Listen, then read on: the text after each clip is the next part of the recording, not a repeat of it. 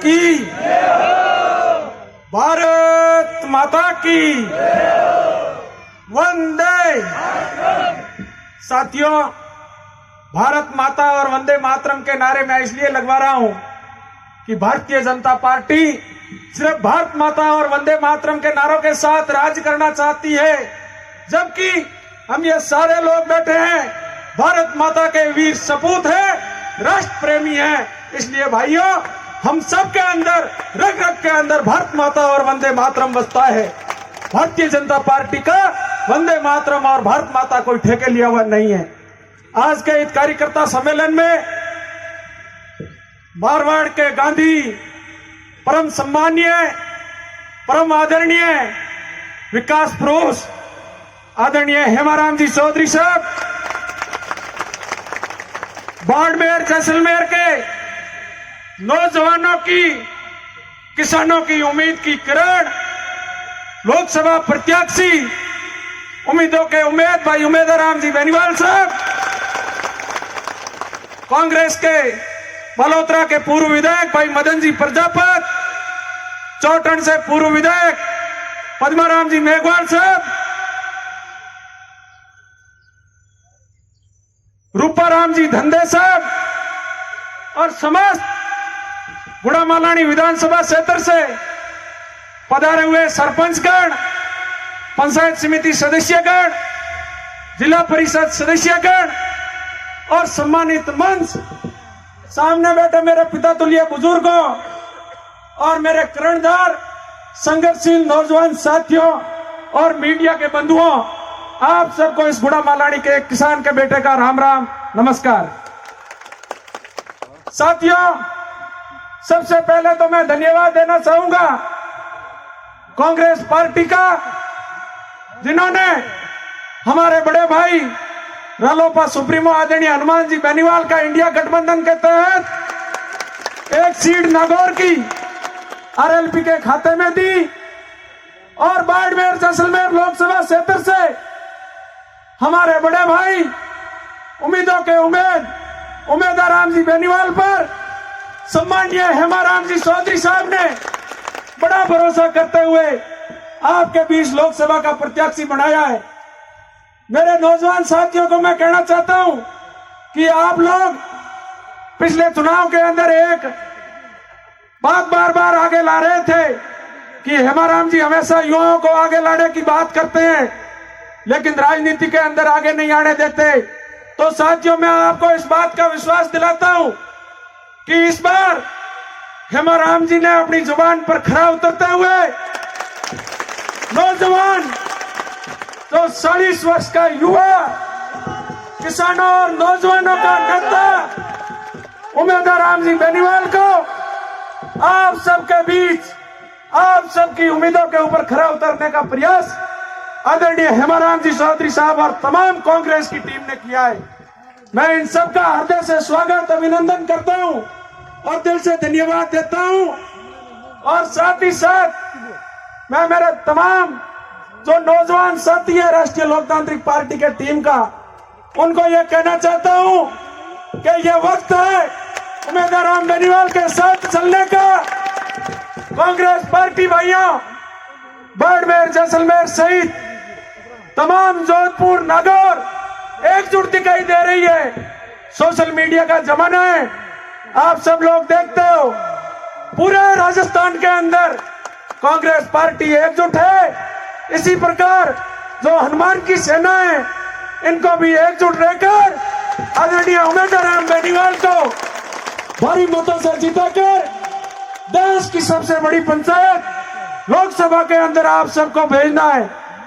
साथियों, पिछले 10 वर्षों से हम लोगों ने मोदी के नाम पर वोट दिए, उन्होंने झूठे झांसे अपन लोगों को दिए कि आप सब लोगों के 15-15 लाख रुपए खाते में आएंगे, कंपनियों के अंदर स्थानीय लोगों को रोजगार दिलाएंगे, किसानों की आय दुगुनी होगी। क्या हो गई किसान भाइयों? बताओ, आप लोग खड़े हो। मैं आप लोगों को कहना चाहता हूं कि नर्मदा नहर जो गुजरात से पानी आता है, पिछली बार आप सबको मालूम होगा राम जी का गौड़ के अंदर बहुत बड़ा धरना चला, जिसमें आदरणीय हेमाराम जी चौधरी ने पैरवी करते हुए यहाँ के किसानों का पूरा हक का पानी दिलाने का हमारे साथ सहयोग किया। साथियों, ये जो नर्मदा की देन है, ये हमारे विकास पुरुष आदरणीय हेमाराम जी चौधरी की मेहरबानी से यहाँ के किसानों को मिली है। साथियों, भारतीय जनता पार्टी विकास के नाम पर वोट नहीं मांगती, क्योंकि उन्होंने पिछले 10 वर्षों के अंदर यहाँ के नौजवानों ने, किसानों ने कड़ी से कड़ी जोड़ी, लेकिन वह सिर्फ कड़ियां ही रह गई, काम कुछ हुआ नहीं। हमारे आदरणीय विकास पुरुष हेमाराम जी का अगर आप काम देखोगे तो मैं तमाम बाड़मेर जिले के अंदर घूमता हूँ, हर जगह जाता हूँ, लेकिन यहाँ गुड़ामालानी कॉन्स्टेंसी की जैसी सड़कें हैं, यहाँ का जो नर्मदा का बहुत बड़ा प्रोजेक्ट पानी का बन रहा है, यहाँ की जो नर्मदा की नहरें हैं, यहाँ के जो कॉलेज वगैरह, आप स्कूलों को कर्मोन्नत जितना गिनाऊं तो 3 से 4 घंटे भी कम पड़ जाएंगे हेमाराम जी के लिए। इसलिए साथियों, हेमाराम जी का मान और सम्मान का ये इस बार का लोकसभा चुनाव है। आप सब देख रहे होंगे कि 80 वर्ष की उम्र में हेमाराम जी एक 25 साल के नौजवान की तरह सुबह 5 बजे से लेकर रात को 2-2 बजे तक उमादाराम के समर्थन में वोट की अपील कर रहे हैं। तो मेरे नौजवान भाइयों, आने वाली 26 अप्रैल तक आप सबको एकजुटता का परिचय देते हुए जितने भी अपने पुराने गिले शिकवे हैं उन सबको बुलाकर आरएलपी और कांग्रेस के कार्यकर्ताओं को एकजुट होकर आने वाली 26 अप्रैल तक प्रत्येक को हेमाराम चौधरी, उमेदराम बेनीवाल बनना होगा। तो ही भाइयों ये सीट अपन उमेदराम जी बेनीवाल और कांग्रेस पार्टी के खाते में डाल सकते हैं। मैं मेरे कार्यकर्ताओं से यही आग्रह करना चाहूंगा कि अपन सबको एक दूसरे के अंदर मन से मन मिलाते हुए हेमाराम जी की बात को रखना है, और साथ ही साथ तमाम जो यहाँ की टीम बैठी है उन सबका मान और सम्मान रखता है।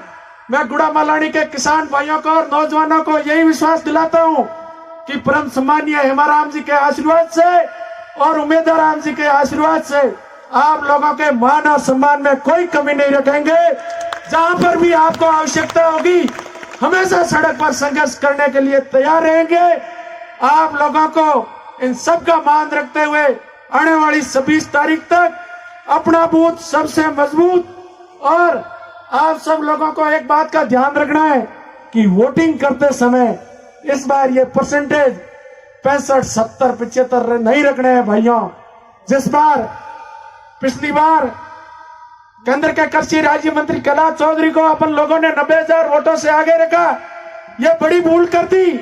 आप अपन सबको यहां से प्रण लेकर जाना है कि जिस प्रकार पिछली बार कैलाश चौधरी को 90,000 वोटों से आगे रखा, इस बार हम सब आदरणीय हेमाराम जी और उमेदराम जी बेनीवाल को 90,000 वोटों से आगे रखेंगे। यह प्रण आप उनको लेकर जाना है भाइयों। अब आपके बीच बाजरा अनुसंधान केंद्र का एकमात्र काम है जो गिनाएंगे, लेकिन बाजरा अनुसंधान केंद्र का जो पत्र था वह भी चोरी हो गया। लेकिन मैं आपको विश्वास दिलाता हूं, अगर उमेदराम जी बेनीवाल अगर जीत जाते हैं तो गुड़ामालानी के अंदर बाजरा केंद्र भी स्थापित होगा। हेमाराम जी की मेहरबानी से बाजरा अनुसंधान केंद्र मिला था। भाइयों, कैलाश चौधरी तो भाई तू ले जाना चाहते थे, इसलिए मैं हेमाराम जी और समस्त टीम का आभार ज्ञापित करता हूं। मुझसे से छोटे से कार्यकर्ता को बोलने का मौका दिया, इसलिए मैं तमाम राष्ट्रीय लोकतांत्रिक पार्टी और कांग्रेस पार्टी परिवार का हृदय से आभार प्रकट करता हूं। भारत माता की जय हिंद।